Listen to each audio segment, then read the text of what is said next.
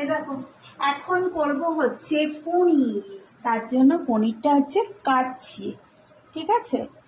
তো পনির কেন করবো এই রাত্রিবেলা, আজকে তো বেশ ভালো ভালো অনেক কিছুই রান্না করেছি।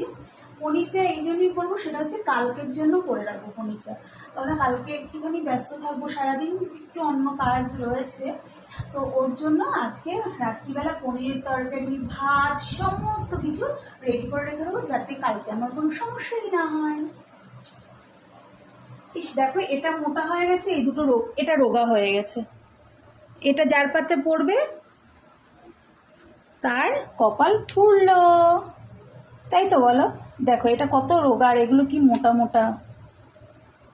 কাটাটা ভালো হলো না, এর জন্য তোমরা দায়ী না গো? তোমরা দায়ী হতে পারো বলো? কখনো না। এই পিসগুলো বেশ মোটা মোটা হয়ে গেছে।